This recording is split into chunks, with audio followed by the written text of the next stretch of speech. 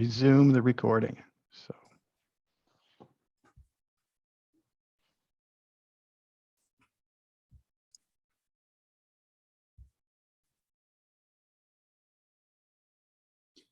And Gary, can we make sure that, oh, I'm co-host, perfect.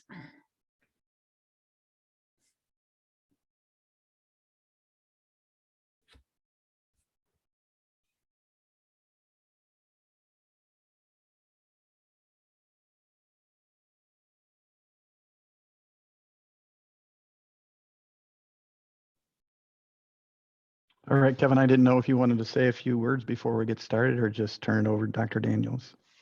I don't really have anything monumental to say. I think we just get this party started and turn it on over to Dr. Daniels for part 2. All right, very good. Let me just get my slides up here and we will get started. So those of you who are just joining us, feel free to update your Zoom screen names to reflect how you'd like us to refer to you today.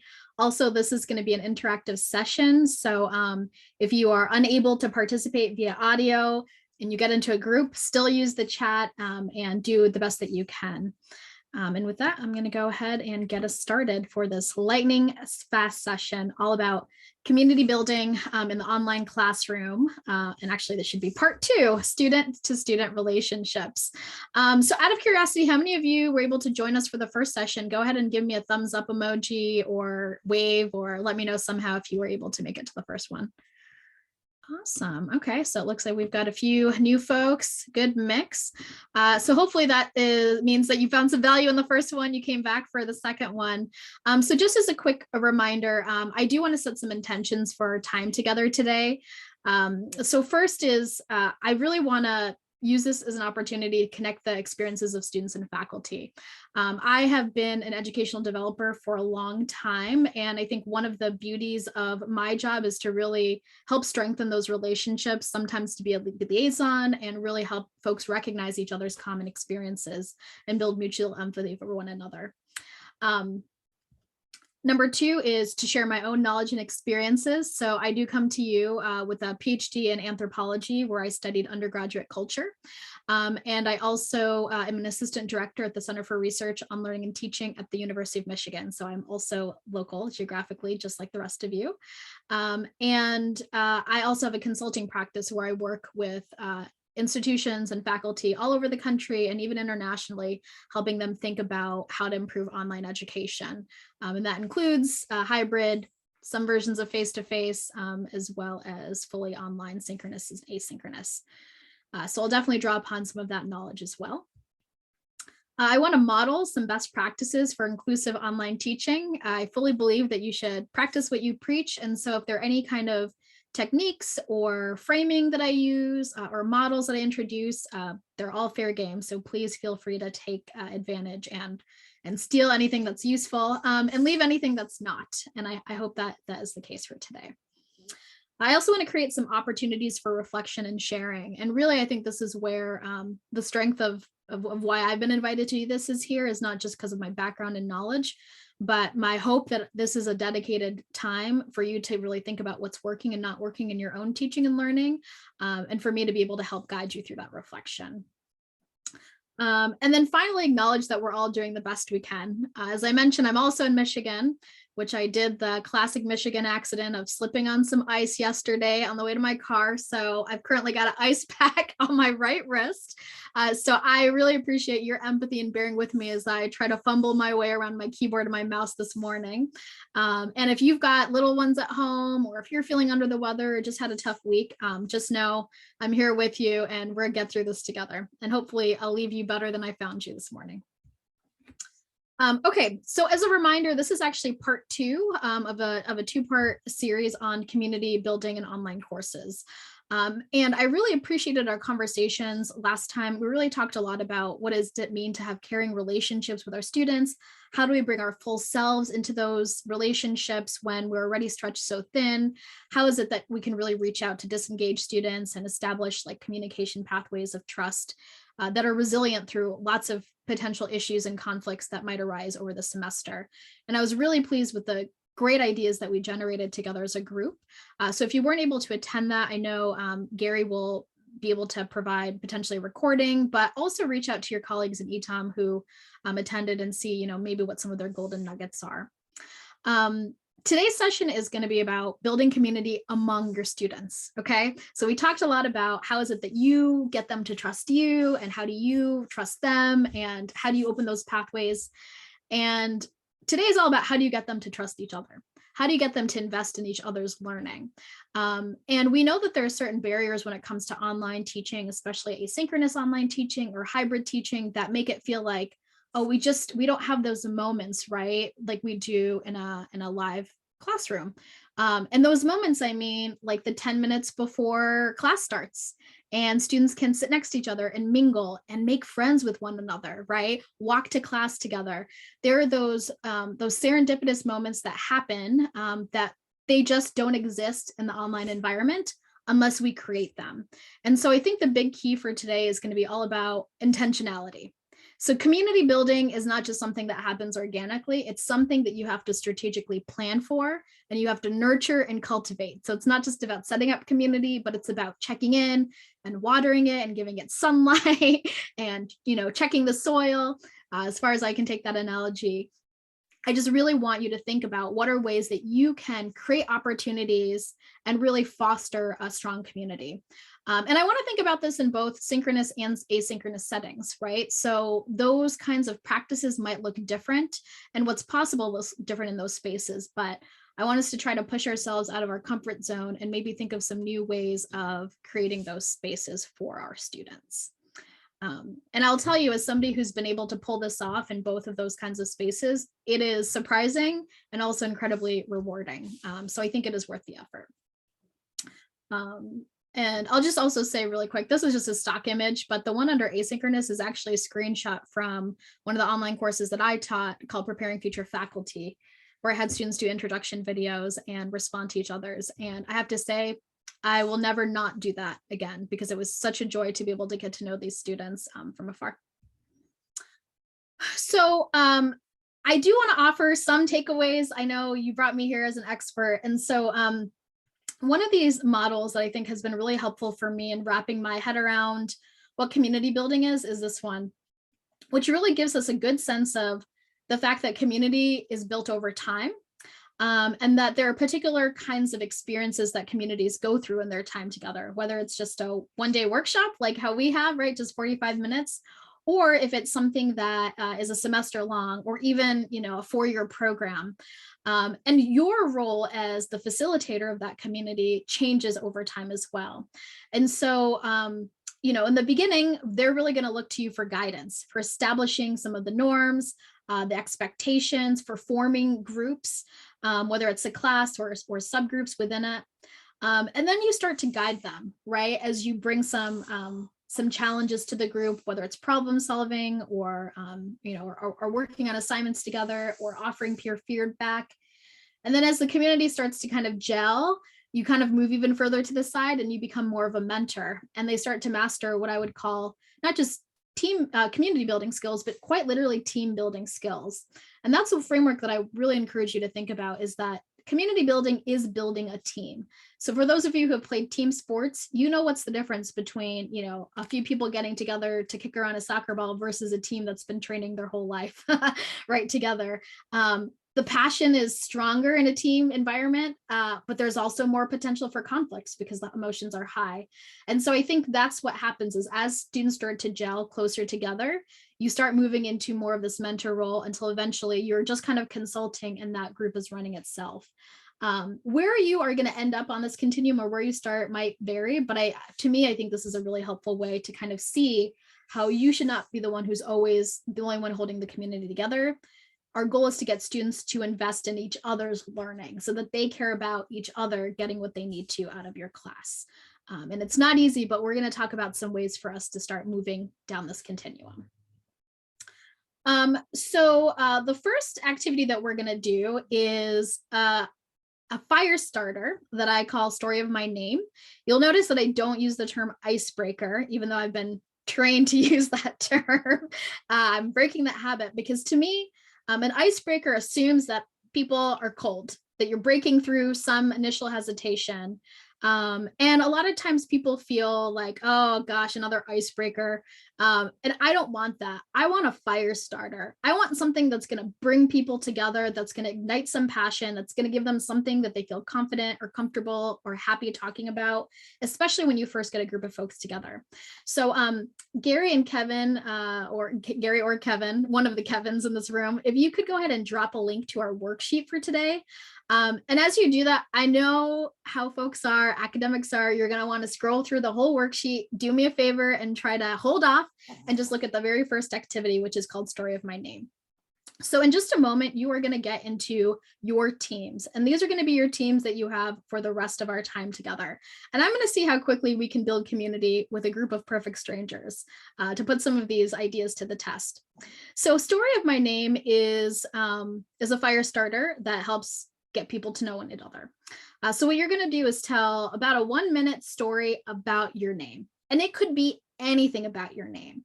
It could be what your name means, first, middle, last, fourth, whatever name you have. It could be a story about how you were named. It could be a story about how your name has changed over time. And I'm going to give you an example. So my name is Tazeen Kareem Daniels. But did you know that the first half of my life, I had a completely different name? I was born in Bangladesh.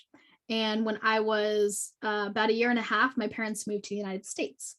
And they gave me an American name, which a lot of immigrant children can relate to, right? They have kind of an American name or a common Anglo name. And that name was Robin. And they actually named me after the Michigan bird, which I think is a pretty cool story for this group. And so for the first half of my life, everyone called me Robin Kareem. And the second half of my life, everyone calls me Tazeen or Taz Daniels. But what's interesting is that my parents chose this American name so that white folks and folks who grew up in the United States would have an easier time saying my name. But it wasn't until I was in, high school / undergrad that I decided, you know what, like I want to go back to my original name and go by Taz or Tazeen. So now what's happened is that everyone in my life who knew me when I was younger, which actually is mostly Bengali folks, call me Robin. So all the brown people in my life call me Robin. And most of the people who I've met after college have been white or American, and they all call me Taz. So to me, that's a really interesting way to show how like your name can change over time. And even though your name might have one meaning or intention, it might not. So that's my 1-minute name story. So I definitely encourage you to share something about your name with your group. Once you've all had a chance to share your name story, I want you to debrief the activity. So talked about like, what do you think was valuable about that activity? And then what's a fire starter that you use and why do you love it so much? So as we put you in the groups, I want you to pick someone to be your note taker / reporter so that we come back together. That person will use the raise their hand function and I'll call in some folks randomly to do that. So pick your reporter first, share your names and debrief. And all of these directions are in that worksheet. So Gary, when you're ready, we'll get into groups of about 4. All right, here we go.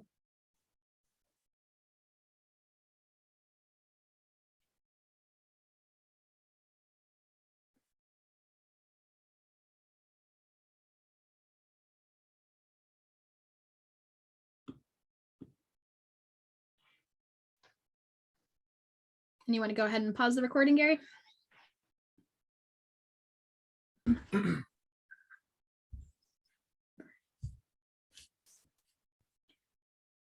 All right, folks, welcome back. So quick thumbs up or thumbs down. What did you think of that activity? Was it fun? Was it something useful? Yeah.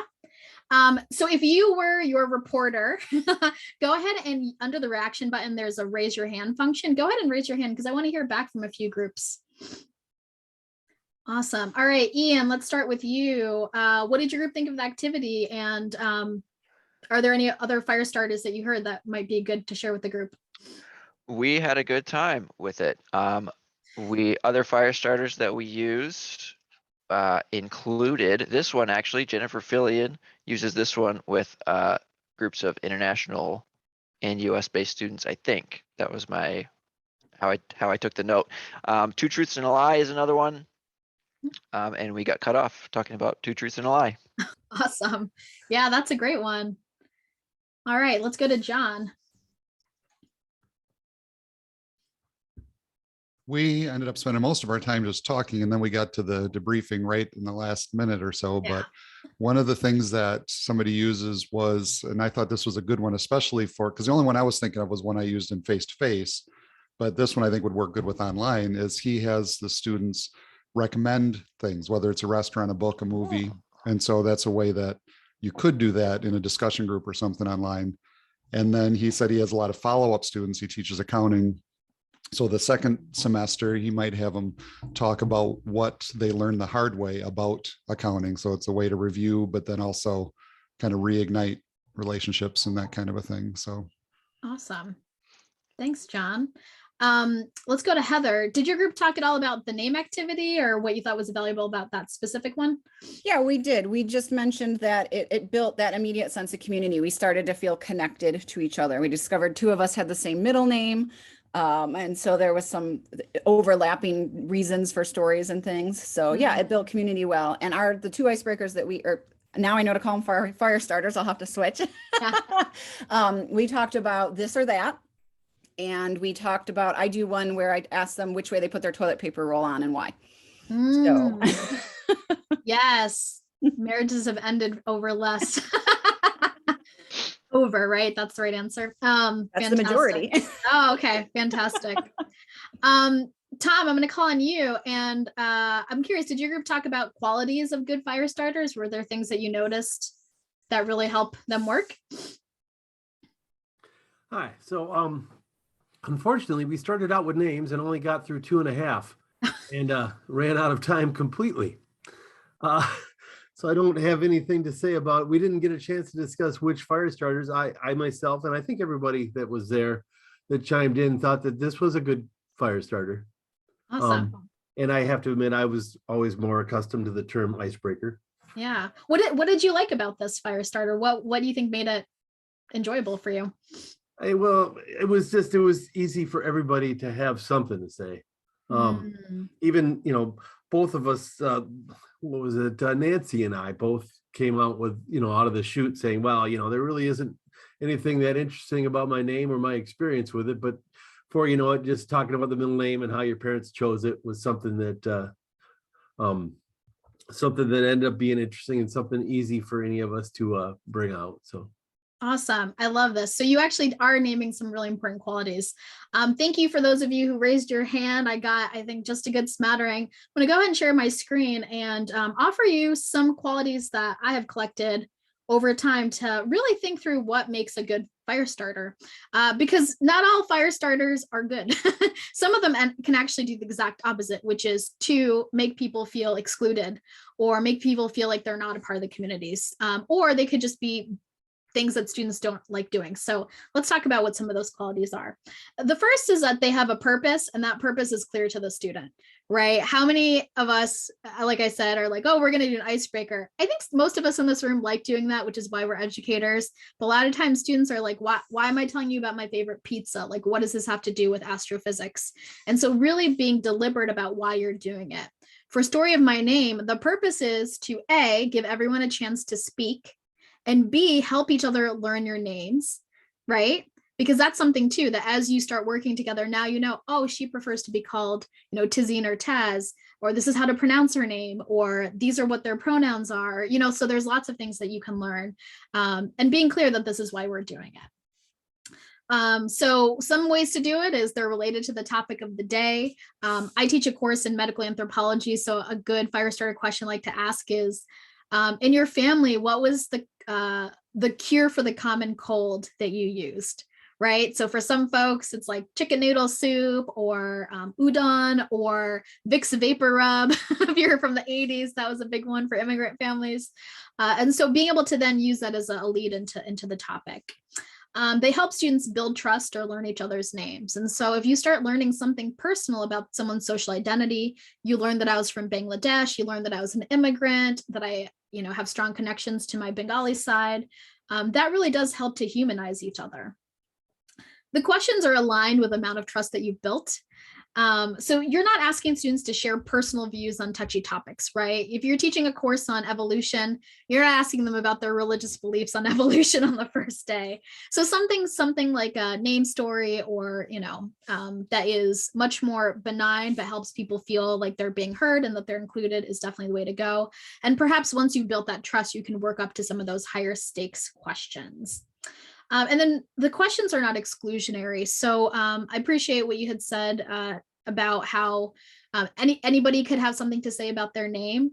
And so something like asking a student about what's the best vacation you ever took really can start to signal, right, different hierarchies in terms of socioeconomic status, or folks who've grown up poverty impacted might not feel comfortable, or it kind of triggers for them like, oh, hey, I don't actually belong in this space. Or even things like what's your favorite family memory might trigger trauma around people who didn't grow up with a family or have really challenging family dynamics. So choosing things that are more open and inclusive. And then finally, students have flexibility in how they respond or what they choose to share. And so even giving them options, like here's 2 or 3 questions, pick one that you want to answer, or you tell a story and you share what you want. That helps students kind of gauge the space and share accordingly. So now we've talked about fire starters. The next section that I want to move into is community norms, or some folks maybe refer to them as discussion guidelines. Can I get a show of hands or emojis? Like, how many folks here actually use discussion guidelines or community norms in their online courses? Okay, so it looks like maybe a couple of you. I will tell you, this is another thing that feels like, oh, it's so much work at the beginning. Do we really use it? Using community norms has changed the way that I teach. It's changed my experience in the classroom. It's allowed me to really tap into a kind of deep learning that I wasn't able to before, because it really sets the tone for inclusion and equity in a space. So I'm going to share with you some community norms that are out of this article by Sensoy and D'Angelo, and they are social justice educators. So they're talking about some really heavy topics. So you can imagine that they're going to want to have some really clear guidelines about how we participate and engage with one another. So I'm just going to throw these up here because I know that you have a copy of these in your workbook. But a few that I want to highlight. The first one about making space for everyone to participate in the conversation and check in with one another. I think this is really important because some of us are talkers and some of us are listeners. And we know everyone wants to say they're both, but we know if you're a talker, raise your hand. You're a listener, raise your hand. There's just one mode that we tend to be more comfortable in. And so I think it's important for students to recognize that there's going to be a diversity of communicators in the classroom. And so to really encourage people to push themselves out of their comfort zone. Things like striving for intellectual humility, differentiating between safety and comfort, especially when you are talking about really difficult topics. And I really like the 6th one, which is identify where your learning edge is. So if you have some students that feel like, oh, I already know this material, or why are we covering this again? Really encouraging them to think about where is their learning edge and how do you push it? How do you really go deeper with the content? So with that, we're going to go into our second group conversation, which is if you use community guidelines, what are ones that you like to use? And if you don't, what are some ones that you might use in your online course? How do you introduce community norms, right? Is it something you co-write with students or that you just give them? And how might you hold students accountable? And if you're new to community norms, feel free to, write questions that you have about them so that we can talk about them as a group. So pick a new reporter this time. And Gary, let's go ahead and open up those same breakout rooms again. All right, here we go.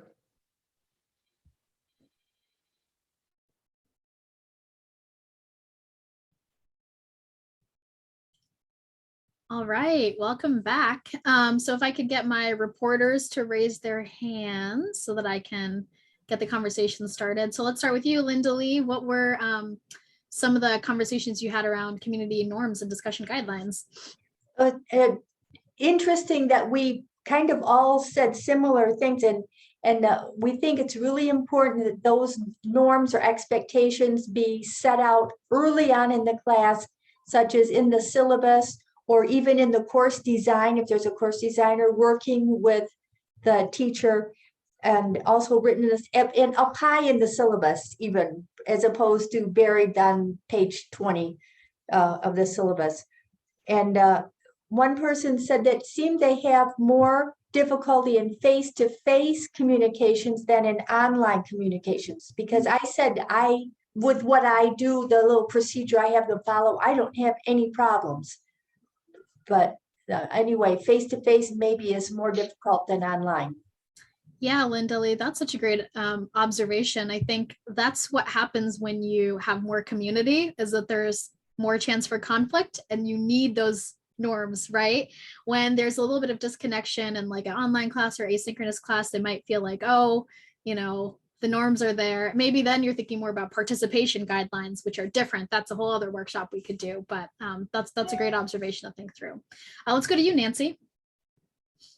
So my group ended up with a discussion about the importance of norms and rules for etiquette on Zoom, especially with, the transition that we've been through, and, what Lisa Banks had said, something that really resonated with me, and that is that presence, actually being present for the class session, for the discussion, instead of just turning, logging into the Zoom meeting and then disappearing and maybe not even being there. So holding people accountable to be present, maybe not necessarily turn your camera on if it's not a good place for you to have your camera on, but at least participating and being present there. Nancy, I love everything that you said. I think you hit the nail right on the head. If you have some expectations for community, you should say them up front. And I like this idea of presence because it feels more inclusive, right? Like presence can mean many different things on the outside, but it really is this idea of engaging. And I'm also on team camera, doesn't matter to me. But what does matter is that you are feeling like a member of the community. And again, remember I said before about you want students to invest in each other's learning. You want them to show up for each other, not just for themselves. It's not just transactional, I'm here to watch a TV show or a webinar. It's you're a member of the community. Their learning, Kevin's learning depends on my learning. I have to show up for Kevin so he gets what he needs out of the class, or for Gary or for Lisa or Joe. And if you can start to do that, and yeah, you might not get everyone, but get a critical mass, I think that can make a really big difference. In the interest of time, I'm going to move back into my slide deck because I want to offer some ideas and some places where you can start to insert some community building and some engagement between students that you may or may not have considered. And that's what I want you to do, to think about and take away, is like, how might you start implementing and leveraging some of these opportunities? So the first is, if you don't do community norms or guidelines, I want you to start. And actually in the chat, I'm going to put a link. This is to the University of Michigan's website, and we have a really comprehensive resource all about discussion guidelines and community norms. And it's a webpage that my colleagues have worked on. They worked on it for several months and really did a scour of all of the research-based best practices when it comes to that. So save that link and take a look at it later. Lots of samples thinking about different contexts. Number two is let students introduce themselves. So even if you're teaching asynchronously, give them a chance to make introduction videos or use something like Flipgrid, which is, a video or media sharing platform, or give them some space in the class, right, to actually get their face on camera if they can, or their voice heard, or even in the chat, I think can be really powerful. Create opportunities for students to socialize. Students need friends. I don't care how old you are, where you live, if you're asynchronous or not, you're going to be more invested if you have friends in the class. So build those opportunities for socialization, even if they're just quick fire starters at the beginning, or fun discussion board prompts that you have as bonus points.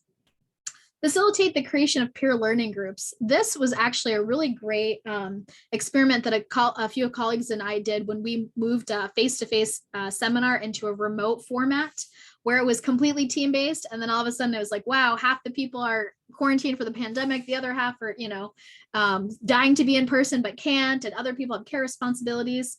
So what we did was we actually had folks in this asynchronous course say, hey, are you interested in joining a peer learning community?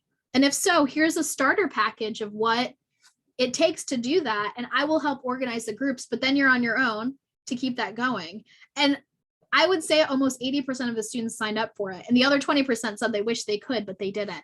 So even folks who are doing things asynchronously, they're looking for moments for synchronous connection, and you might be able to facilitate that. And if you're interested, I actually published a paper on this, and I'll share that with Gary to put up there with the resources with this recording. Offering opportunities to do group assignments or projects.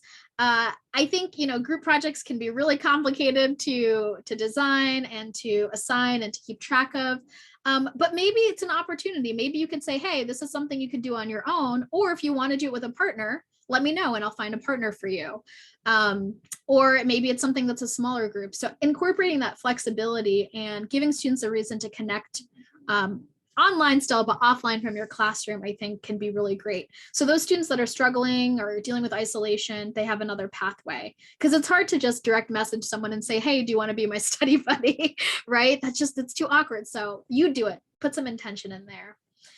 Facilitating peer feedback processes. I think even encouraging folks to reply to different discussion posts, especially that first one, if you do intro videos or introductions, saying respond to everybody else's if you have a small class, or 5 other students, and talk about something you have in common. Your challenge for this week is to find someone to have virtual tea with, right? And just doing some small things like that, I think can really help get them to really invest in each other's learning as well. And then if possible, and I know this isn't possible for everyone, try to arrange some synchronous or even now in-person meetups. I don't know how many of you, raise your hand, I'd be really curious to hear if anybody here has done that, but to me, that has been so powerful, for even the asynchronous classes I've taught, is let's do a community gathering. We're going to be here, these 3 times during the semester. So just come and mingle and mix with your friends, and we'll do a bunch of fire starters and talk about the course and our future, professional goals. And students love that. They love that so much. And it really doesn't take a lot of work for me to design, and the payoffs are really great. So with that, I'm going to stop sharing. And my last question to you all is, what are some things that you have done to do some community building in your class? Is there something on this list that I forgot, or is this something that you do that the group would really love to share? I'd love to get a couple of folks to share out before we conclude our time today.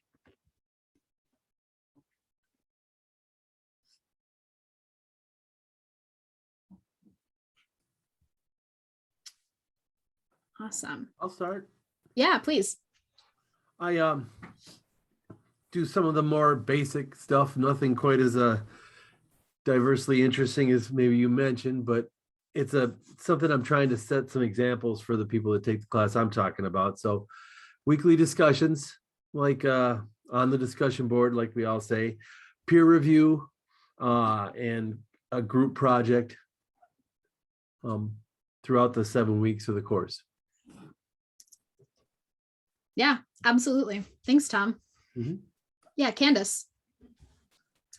So I was going to say, I teach communication classes, and in my public speaking classes, I learned over the years that students often need motivational speeches from their teacher to help them get off of the ledge. So I use a lot of Google Docs to be able to allow them to post their thoughts and outlines about their speeches so that they can get feedback and encouragement from everybody in the class before they actually deliver their speech.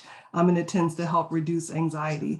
And the other thing that I started as we went into the pandemic is I offered an alternative for the weekly discussion board. So I have Zoom-based 30-minute discussion sessions, and we use Peer Deck to answer the discussion questions and then to also talk and engage with them. And I get a routine number of students who would rather just talk through the questions versus actually having to type them out. And it allows me to follow up with them afterwards and say, hey, you got a question about the assignment, who's struggling? So I've just attached my office hours to around those sessions that they pick the times, and it allows me to really be able to kind of interact with them in a different way. Oh, I love that, Candace. I like your first strategy, right? Students need to get hyped up. Let them hype each other up and give them a chance to practice. That's such a great strategy. It takes the load off of you too. And what a delightful thing to see positive comments across people's work. And thinking about ways to really leverage, right, the technology that's there to have those micro communities where students can connect with you and each other on a more intimate level makes a big difference. Lisa, let's go to you. Oh, am I the one?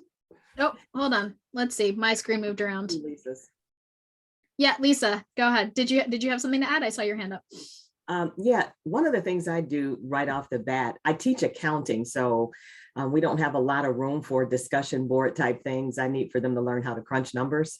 But initially, what I do is have them give a 20 to 30 second. They have to upload a video of them introducing themselves to the class, and they post it on discussion board, and they have to find another person in the class who they have something in common with and just reply to that student's post. And sometimes that's important because I do have group projects. And so this gives them an opportunity to look at other students and size up who might be a good fit, because I want them to pick their group members. I also have a fraud conversation that is optional. And they don't like the other option because they either meet me on Zoom for an hour where we discuss, like a few weeks ago, we discussed ransomware. And I sent them videos and links to different articles, and they were very engaged in it. But the alternative assignment is to write a 4-page paper on it, and nobody wants to do that. So they have to come in, they have to be visible on Zoom, and they have to respond to one of the questions or prompters that I sent out. But and a lot of them feel real good about it afterwards because they realize they missed that classroom engagement. I love that. Oh, great psychological trick there, Lisa. The lesser of two evils. But right, if it's an expectation, right, that that students and you've built that trust and they know that it's going to be a good experience with you, they'll get something out of it. It can really be worth your time. Heather, let's hear from you. So I teach biology, and one of the things that we do in traditional face-to-face science classes is students work in groups and share their results and discuss what it means. So in my online asynchronous course, my students we use teams, are placed into lab groups based on their preferred time that they want to work during the week, like early in the week, late at night, last minute before the deadline kind of thing. And in that first week of the semester, they have to share some data, and then they have to schedule a meeting time, 15 minutes, where all the members of the group meet, and I'm also there. So we look at their data and we talk about it and we discuss, and it sets kind of the tone for how to use that particular platform, Teams, but also kind of gets them to know their group members that they're going to be working with for at least the first half of the semester, maybe the whole semester if it goes smoothly. So I love that. Yeah, so you're like, as they say in my office, feeding two birds with one seed. Yeah, that's such a great, and nothing to bring a team together like some problem solving, like learning new technology. Absolutely. Joe, we'll hear from you and then we'll wrap it up. I teach asynchronous business Courses, but I use the Flipgrid for their intro with 3 truths and a lie. So, and I recommend students go back and look at it too, because I'm a visual learner. I like to see faces. I can remember them, make the connection.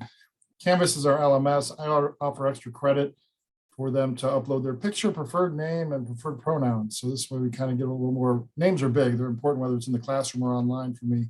Sunday optional orientation, discussion groups. I teach some bigger classes. So I made actual groups of like typically 12, but it narrows down to 8 or 9 because groups of 40, you're not going to know people in a group of 40. And then feedback, I always use their names if I can, once they put their preferred name in there. I think names are just critical, build some sense of community there. Yeah. Oh, such great list of ideas. The term that I like to use is like micro communities, right? Like how do you take such a big chunk? And I've even worked with faculty who teach 400-person chemistry classes. Like how do I build community in that, even if it's face-to-face? And I say, well, get your students to turn around and look at each other, because they're just guided at you. So of course it's going to follow that stage on stage model. If you want to be the guide on the side, then, you have to do some guiding for sure. Y'all, this has been a fantastic session. We're already 12 or, almost 10 minutes over. I do want to include a link to my website, thepedagogist.com. It's tricky to spell, but on there you can find a link to some of the writing that I've done, especially around online teaching, and the article that I wrote on engaging students during the pandemic. And that has a lot to do with micro communities and my ideas for like developing peer learning groups and things like that. So I really appreciate you taking the time today. I know I'm talking with Gary and Kevin to see if maybe we can add a third session just for some Q&A of like some of the challenges that you're experiencing around community building. So if that's something of interest to you, or if you have other topics you'd like ETOM to cover, please make sure you fill out that survey that they're going to send out to you afterwards. And if you are on Twitter, I'm going to go ahead and put my Twitter in here. That's the best way to get a hold of me. So with that, I will hand it back over to Gary. Thanks very much, Dr. Daniels. Everyone have a great day. All right. Thanks, folks.